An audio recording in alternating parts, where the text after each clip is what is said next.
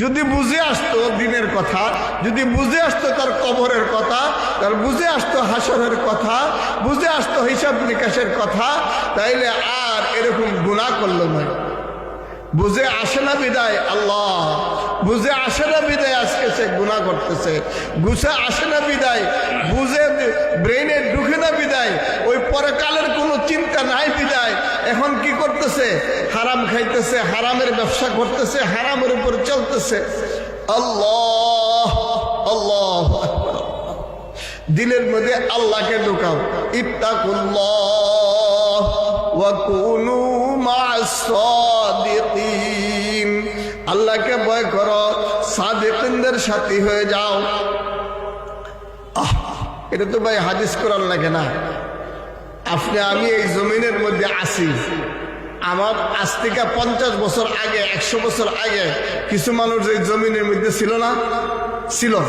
এখন আছে তারা? তারা থাকতে পারছে? থাকতে পারেনি। আমিও আপনিও 50 বছর পরে, 60 বছর পরে, আমিও আপনিও এই জমিনের উপরে থাকতে পারবো না। দুনিয়ার কোন শক্তি ব্যবহার করে আমি এই জমিনের উপরে থাকতে পারবো না। বাদশাহ হই, ধনী হই, গরিব হই, ডাক্তার হই, চিকিৎসক হই, অনেক কিছু জানি, তারপরও আমি জমিনে থাকতে পারবো না। আর যেদিন জমিনতে চলে যাবে এদিন আপনার আমার কেউ সাথী হবে। কি ভাই সাথী হবে? আপনার আব্বা জান, আম্মা জান যারা দুনিয়াতে চলে গেছে, আমার আব্বা জান, আমার আম্মা জান যারা দুনিয়াতে চলে গেছে, তাদের কবরে একদিন আমি রাত্রে কাটাইনি। কাটাইছি ভাই? একদিনও না। এ কথা তো সত্য। কাল হাসরের মাঠে ইয়াউমা ইয়াফিরুল মারউ মিন আখিহি ওয়া উম্মিহি ওয়া আবিহি ওয়া সাহিবাতিহি ওয়া বানিহি।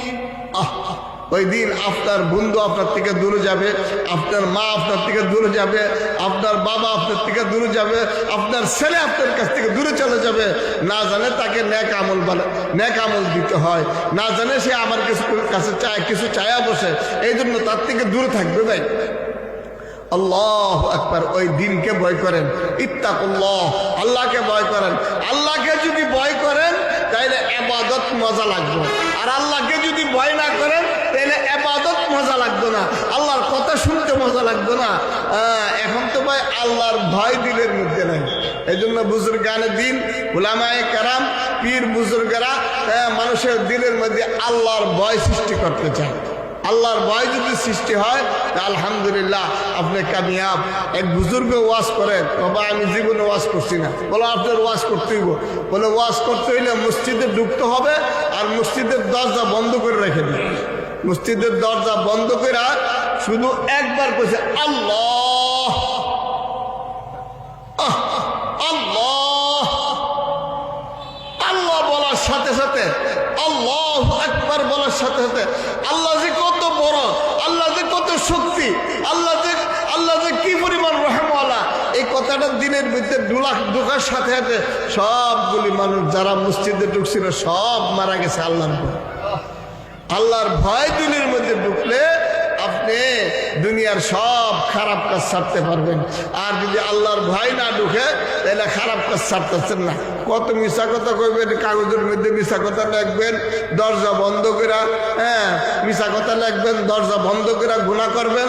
যদি আল্লাহর ভয় থাকে তাইলে এক কথা মনে করবেন যে আল্লাহ আমার দরজা বন্ধ, ঠিক আছে, এরপরও আল্লাহ দেখেন।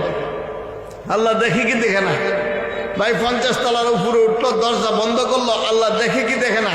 বলে পানির নিচে গেল আল্লাহ দেখে, গর্তের ভিতরে গেল আল্লাহ দেখে, বিল্ডিং এর ভিতরে ঢুকলো আল্লাহ দেখে। পৃথিবীর যে কোনো জায়গায় থাকে তুমি যে কোনো কাজ করো আল্লাহ তাআলা দেখেন। এই ভয় যখন তোমার দিলের মধ্যে ঢুকে যাবো, আল্লাহু আকবার আল্লাহু আকবার, তখন আর কোনো কিছু গুনাহ করতে মনে চাইতো না।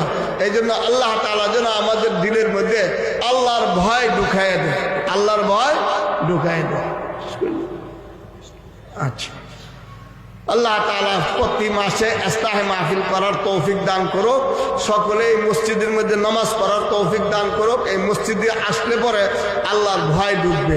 আলহামদুলিল্লাহ, মসজিদে যারা আসে তারা 5 ওয়াক্ত নামাজ পড়ে। অন্তত পক্ষে 5 ওয়াক্ত নামাজ পড়লে আল্লাহর ভয় ভিতরে ঢুকবে।